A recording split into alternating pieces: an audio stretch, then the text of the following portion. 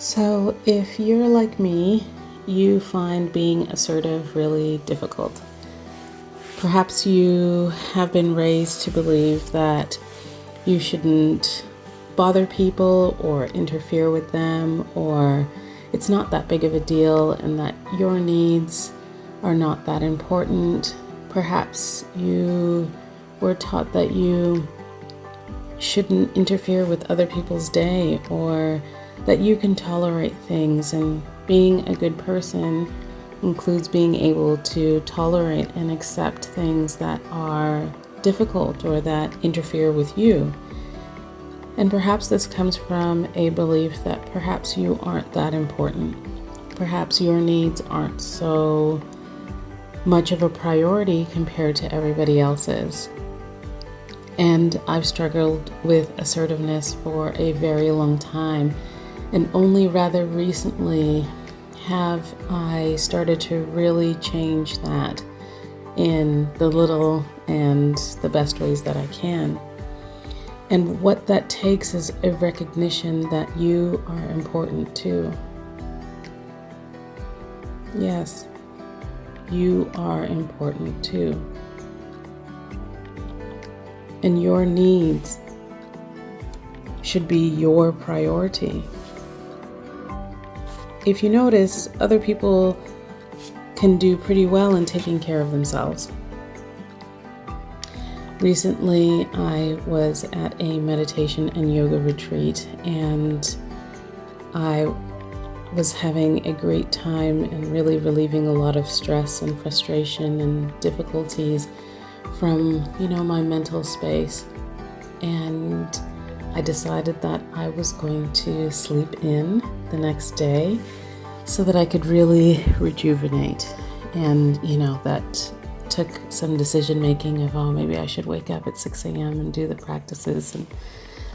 But I thought, no, I'm going to prioritize myself and I'm going to sleep. Either way, going to the practices would have been a priority for self, but I think my reasoning for having done it would have been, well, that's because that's what I'm supposed to do. That's what I'm supposed to do. I'm supposed to wake up at 6 and go to the morning yoga versus this is what I want to do. And if you have the luxury and you're at a retreat, or even in life, if you have the luxury to be able to even say, this is what I want, this is what I need versus this is what I must do, even in those small moments, please take them. So at this retreat, sleeping in, and I was woken to loud bass pumping music on the other side of the wall. My neighbor had gotten up and was ready to enjoy her day and was playing this music. And my sleep was broken. And I felt a sense of guilt and shame about wanting the music to stop. I felt stressed and overwhelmed with wanting to sleep and rest and to be silent, but also wanting the music to quiet down. And essentially, I spent about 30 minutes that morning contemplating what to do. I thought, oh yes, I have earplugs in my bag, right? So I will adjust, I will adapt, I will make myself smaller. Assertiveness is very scary when you've been taught that being nice means allowing people to do what they want to do when they want to do it, despite your discomfort, despite your frustration, despite it being something that inconveniences you. So I thought, okay, well, what I'll do is I'll send an email to the reception and I will ask them to remind my neighbor to keep the music down. And I thought, okay, that's a good kind of middle ground. Then it's not me. I don't have to say it. I don't have to imply that I take up space. I don't have to imply that I am important in any way. I don't have to imply that I have needs. Maybe I think that will give me what I want without having to actually ask for it directly.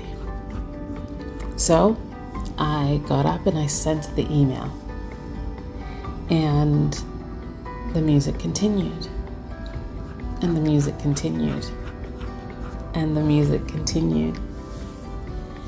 And I got to a stage where I thought, well, what am I doing? I am waiting for someone else to solve my problem. If I was worried about inconveniencing somebody, well, am I not, at the very least, giving someone else another task to do by asking them to ask my neighbor to turn the music down? And that knot in my stomach didn't go away as the music continued nonetheless. So I paced. Yes, I paced the room. What do I do? What do I say? How can I deal with this?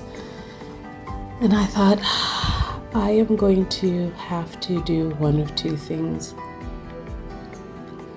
I am going to have to dissolve myself, which is something that I had been doing for a very long time in my life, which had gotten me to the retreat, if I'm being honest.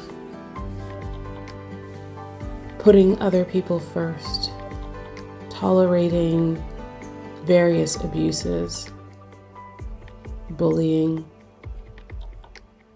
being inconvenienced in so many ways for so many people and for so long. My Catholic upbringing taught me that we must turn the other cheek. I tried to draw on Buddhist understandings of being at peace within oneself, but I don't think I took that in its proper meaning. Being at peace in oneself doesn't necessarily mean tolerating things that are intolerable or being uncomfortable to the point where you cannot be at peace in your mind. Being at peace with oneself may very well mean knowing that you are worthy of time and space. Being at peace with the knowledge that you are important, that you matter.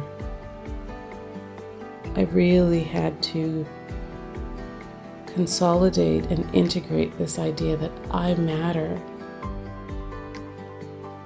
No one else matters more than me. And for those of us who have what my sister calls the disease to please, that's a really difficult concept to integrate and to practice. I was at the retreat because I had spent so much time considering others and so little time considering myself. And I said, if I do not address this, I will go back into life and I will continue to repeat this pattern until I need another retreat, because I've just gotten to my wit's end. So I straightened my bun, I put on my socks, and I went out into the hallway. And I stood out there for a moment before I walked down the hall and knocked on the door. And I waited with my heart in my throat, it felt like. And to think that the anxiety is so strong, the anxiety about making people accountable for their space and how it might affect your space, is terrifying for those of us who have been so small in our lives, who've been taught to be small, and who have used that as an asset in some cases, but also as an excuse not to move forward, not to feel better, not to do what is important for oneself. And I knocked, and the door opened a few moments later, and I said, "Hi, I'm your neighbor. I am just relaxing and trying to meditate and rest. Would you mind turning the music down just a little bit?" She, of course, obliged and said, "Oh, yes, of course," not realizing that the music had been coming through the wall. And I walked back to my room, and she closed her door, and the music was turned down, and I could rest. So I sent an email back to the reception and said, "Thank you. I have spoken to my neighbor, and she has agreed to reduce the music. All good."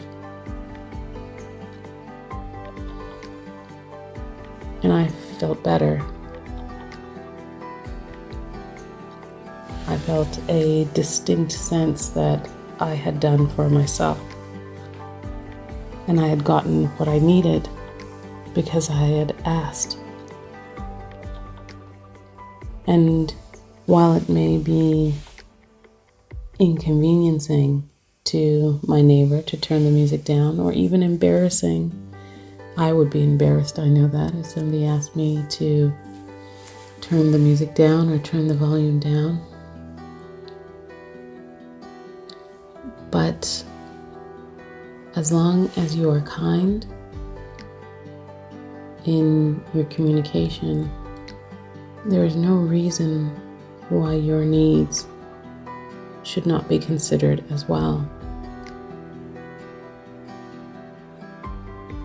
Do not hide anymore. You are not small. You are source. You are light. You are God. You are divine. You are love. I'd like you to consider those phrases expanding within your heart now. You close your eyes and consider. You are source. You are light. You are God. You are divine. You are love.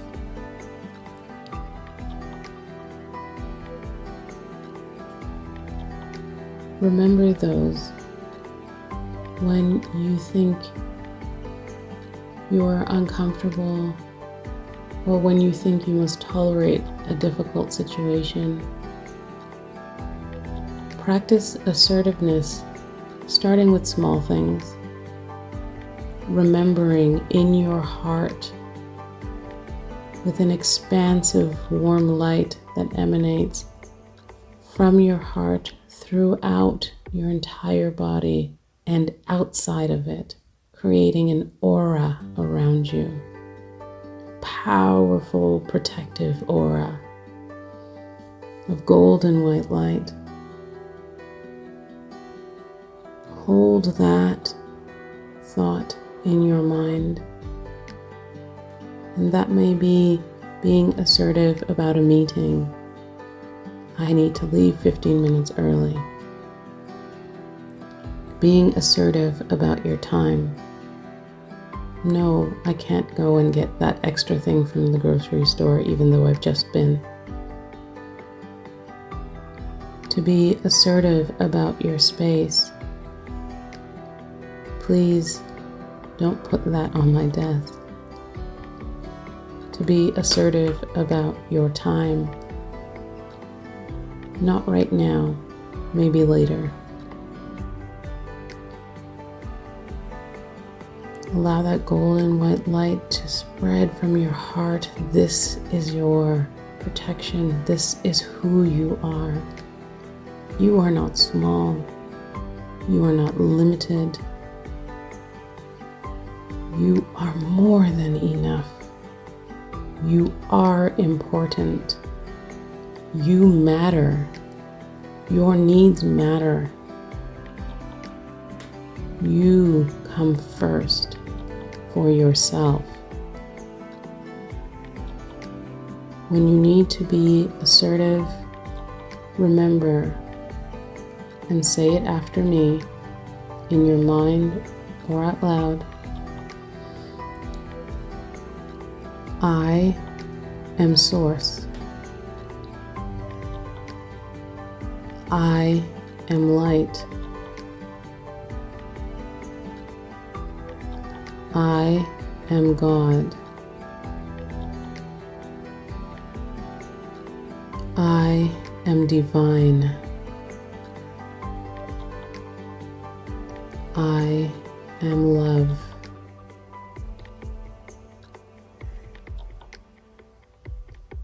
Take all of that in.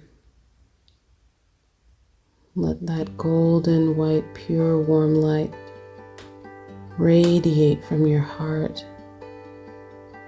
expanding you, making you bigger, lifting your shoulders, straightening your back, lifting your head, rising your chin, expanding your chest, widening your torso, extending your legs. You are not small. You are as large as all the energy in the universe.